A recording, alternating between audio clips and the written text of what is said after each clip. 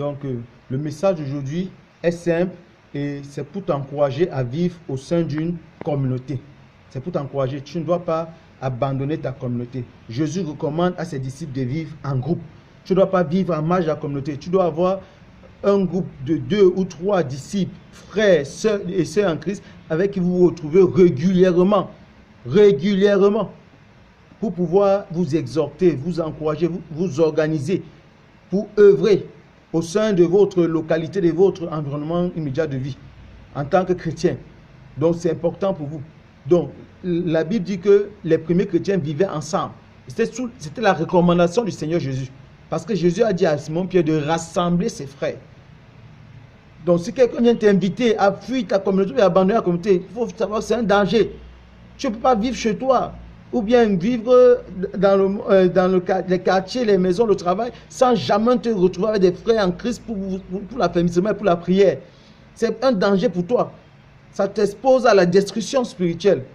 Même Jésus a vécu en communauté, il vivait, il marchait avec ses disciples, ils marchaient ensemble, ils travaillaient ensemble. Même pour aller prier sur le mont de Gethsémani, le jour où la nuit on devait le livrer là. Il a pris 3 disciples, ils sont partis ensemble, arrivés là-bas, pour qu'ils partent prier ensemble. Ils se sont endormis, il les a grondés. Parce qu'ils disaient que vous ne pouvez même pas patienter quelques minutes avec moi en prière. Donc, et toi, tu n'es pas un super homme ou une super dame. Tu dois vivre avec les autres. Dans l'Ancien Testament, on parle du peuple de Dieu qui vit toujours en Israël. Ils ne partent jamais de là. En dehors du fait que Dieu les appelle ailleurs. C'est Dieu le seul qui peut t'affecter hors de ta communauté. Mais dès que tu as intégré une communauté, tu dois y demeurer. Quelle que soit la tempête, la difficulté, tu dois rester là. Tu peux. C'est vrai que tu n'es pas obligé de servir Dieu dans une seule communauté. Tu n'es pas obligé de servir Dieu dans une seule communauté, c'est vrai. Mais tu ne dois pas changer chaque fois de communauté en communauté. C'est qu'il y a un problème. C'est que tu as un sérieux problème peut-être de persévérance. Parce que tu dois aussi être persévérant quand il y a des difficultés. Et quand il y a des difficultés, Dieu a besoin, la foi des enfants de Dieu est éprouvée et ils doivent manifester leur foi à ce moment comme intercesseurs, comme sentinelles. Pour exhorter, Dieu demande seulement à ses enfants de ne pas participer au crime communautaire. Plutôt, il leur demande de les dénoncer. Donc, ils doivent être là pour dénoncer, pour prier pour que Dieu ne frappe pas ses enfants. Et non pour souhaiter leur malheur en fuyant, et ainsi de suite. Là, tu ne sers pas un Dieu vivant. Parce qu'un Dieu vivant est omniprésent, omnipotent, omniscient. Il est partout. Et où tu es, si tu es fils de Dieu, tu es la lumière, c'est à toi de dissiper les ténèbres. C'est à toi de dissiper les ténèbres, de chasser les ténèbres. Et non jamais l'inverse. Ce n'est pas les ténèbres qui dissipent la lumière, qui chassent la lumière. Les premiers chrétiens, pour le peuple d'Israël, par exemple, si nous prenons le psaume 133, David dit, voici qu'il est agréable, qu'il est doux pour les frères de demeurer ensemble. C'est David qui le dit. Un roi, ayant un royaume, un palais royal, avec beaucoup de gens à son service, il voulait seulement voir les gens. Mais il ne voulait pas voir les gens. Les gens qui lui obéissaient. S'il voulait même seulement les titres. Non, ce n'est pas ça qu'il voulait. Mais il dit qu'il est agréable pour les frères de se retrouver ensemble. Et toi, tu vis chez toi. Tu ne passes jamais là où il y a les frères en Christ. Où il y a des sœurs en Christ. Tu ne passes jamais par là. Mais c'est un danger pour ta foi. Parce que la communauté entretient ta foi.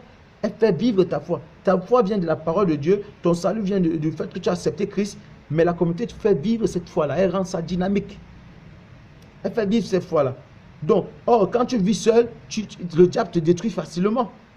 Donc, il faut pour toi que tu retournes vivre en communauté si tu as abandonné ta communauté. Ou si tu n'appartiens à aucune communauté, que tu appartiennes à une.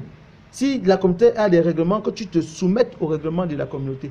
Mais seulement, il faut que tu ne participes au crime communautaire s'il en existe. Que tu sois plutôt de ceux qui éclairent et qui dénoncent. Donc, et David va dire à la fin que, car c'est là que l'Éternel envoie la bénédiction, la vie pour l'éternité. C'est dans le Psaume 133. Tu vois ce que David dit? Jusqu'à dans Apocalypse, Jésus s'adresse aux communautés. Quand il fait l'épître aux églises, c'est aux communautés chrétiennes. Les disciples, les épîtres que voilà, c'est aux communautés chrétiennes que c'était destiné. Donc Dieu envoie les messages aux communautés. Et toi, on te fait croire que tu peux vivre ta foi. Tu te fais croire que tu peux vivre ta foi en solo, seul. Mais c'est impossible. Tu t'exposes à la destruction. Tu t'exposes au découragement et à la mort spirituelle, puisqu'on dit qu'une foi sans les œuvres est une foi morte. Tu ne pourras pas œuvrer. Il n'y aura pas de frères pour t'encourager, pour t'exhorter si tu es dans l'erreur.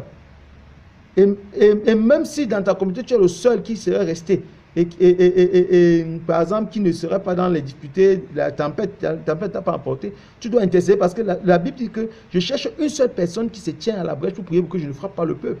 Une seule personne. Et si vous êtes 2 ou 3, vous vous organisez, comme je le disais tantôt. Donc, que Dieu te bénisse et qu'il t'encourage vraiment à vivre en communauté. Il faut éviter de fuir la communauté parce que dans l'Ancien Testament, ceux qui ont essayé de le faire ont payé de leur vie. Comme le mari de Naomi, là, dans l'histoire de Ruth. Le mari de Naomi, il est sorti de la communauté, il est mort, il avait ses 2 enfants et sa femme est rentrée veuve là, elle souffrait parce qu'ils étaient détachés de la communauté. C'est Dieu seul qui peut t'affecter hors de la communauté. Si on te chasse, oui. Si on te chasse de la communauté, alors Dieu dit que où on te chasse, tu balayes la poussière de tes pieds et tu t'en vas. Mais il ne faut pas exciter les gens à te chasser, souhaitant qu'on te chasse, suppliant qu'on te chasse, parce que c'est le seul moyen. Il ne faut pas jouer avec Dieu dans ce sens.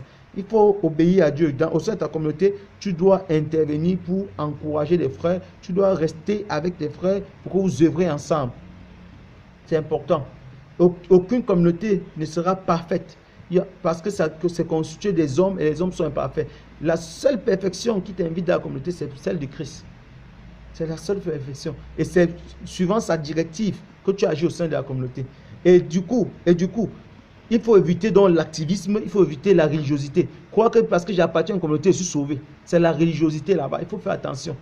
Parce que dans la religiosité, on pense que sa foi vient de la communauté et que son salut vient de la communauté. C'est faux. Ça ne vient pas de là. Ou bien dans l'activisme. On cherche ce qu'on va faire. Absolument, il faut faire quelque chose. Absolument, il faut faire quelque chose. Des activités, on poursuit les activités. C'est aussi très dangereux. Tu dois être sous la directive du Saint-Esprit. C'est le Saint-Esprit qui te dirige pour que tu participes aux activités communautaires. De telle sorte que si un jour ta foi, ta participation à la vie communautaire est éprouvée, par exemple, on te programme au travail ou bien quelque chose t'appelle à être ailleurs, ça ne va pas te déranger parce que dès que le Saint-Esprit t'invite ailleurs, tu iras sans. Mais si c'est l'activisme, la religiosité et le fanatisme qui te pousse, quand tu seras appelé à être ailleurs, ça va te chagriner. Tu risques même de commencer à faire les problèmes avec les gens parce que tu dis qu'ils sont en train de te persécuter. Alors que c'est Dieu qui t'appelle à être ailleurs. Tu te rappelles, au temps de Jésus, quand il faisait les choses dans les synagogues, ceux qui faisaient la religiosité et les activistes cherchaient à le lapider. Et dans la parabole du bon samaritain, les chefs de la foi, là, c'est-à-dire les chefs du peuple de Dieu qui traversaient la pauvre victime, là, Dieu les appelait à aider cette pauvre victime, mais eux, ils préféraient par religiosité et par activisme d'aller plutôt au temple. Donc, il ne faut pas tomber dans cette erreur. Ce n'est pas ce que je te dis. Il faut que tu sois... Je te demande plutôt de respecter la parole de Dieu qui dit que vous devez vivre ensemble. Mais si Dieu t'appelle à faire autre chose quelque part, tu peux pas d'abord le faire. C'est comme ça. Parce que dans la foi chrétienne, il y a l'église au corps du Christ. Christ est la tête et nous sommes les membres et nous devons nous soutenir. Le pied ne vit pas à part, l'œil ne vit pas à part, nous sommes là. Et Paul dit que cette dons que nous avons reçus, c'est pour participer au perfectionnement des saints. Chacun a reçu une partie. C'est ce que Paul dit. Donc nous devons donc vivre ensemble pour nous exhorter. C'est Dieu qui le dit. Tu ne dois pas vivre seul. Tu vis seul, vraiment, tes pensées seront d'abord dispersées là et tu risques, je ne sais pas, l'ennemi va te ramasser. Puisque la Bible dit que 2 valent mieux que 1. C'est Jésus qui le dit. 2 valent mieux qu'1.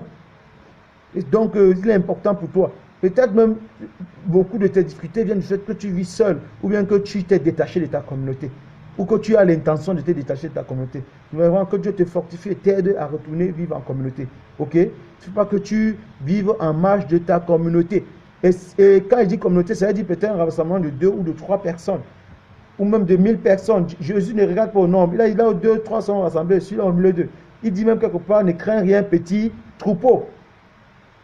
Et la Bible nous dit que les premières communautés chrétiennes prenaient près de 4000 personnes, voire même plus. Donc, c'est pas, le nombre, ce n'est pas un problème. Et ça peut être dans une maison. C'est la constance que je dis. Parce que quand on dit qu'il y a l'église universelle, l'église locale, c'est celle que j'appelle communauté là. Ça peut se faire au sein, dans une maison. Elle n'est pas obligée d'être institutionnelle. Mais si le nombre est important, allez vous légaliser. Ça doit être institutionnel pour que l'administration du pays puisse savoir que vous êtes là. Vous ne devez pas vivre dans la clandestinité parce que les chrétiens sont organisés et structurés. À moins que ce soit un cas de force majeure. Vous devez être dans une certaine traçabilité avec l'État également pour votre communauté chrétienne.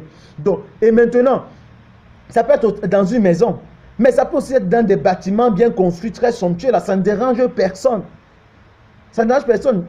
Si vous vous organisez de la sorte pour œuvrer, c'est une bonne chose. Que personne ne vienne te dire que parce que si, parce que ça, non, n'importe quoi. Il y a des moments où le peuple de Dieu montre à l'un de ses serviteurs l'abomination au sein du temple d'Israël, le temple de Jérusalem. Mais Dieu ne demande à personne de sortir. Parce que chacun va là-bas pour sa rencontre avec Dieu et il a œuvré pour même la vie, sa propre vie et la vie de ses frères. Et on ne fuit pas les frères parce qu'ils sont dans les difficultés, parce qu'il y a la tempête qui veut les envahir. Mais on doit plutôt intercéder, on doit plutôt exhorter, on doit plutôt dénoncer le mal. Vraiment que Dieu t'encourage à ne même pas être tenté par cet esprit d'antéchrist, l'esprit de la perdition, qui voudrait que quelqu'un ne soit pas patient, ne soit pas persévérant au sein d'une communauté, il va te vivre ailleurs. Parce que la Bible dit que l'une des manifestations de l'antéchrist, c'est de rendre des personnes irréligieuses. Vraiment, sois béni au nom de Jésus. Bye bye.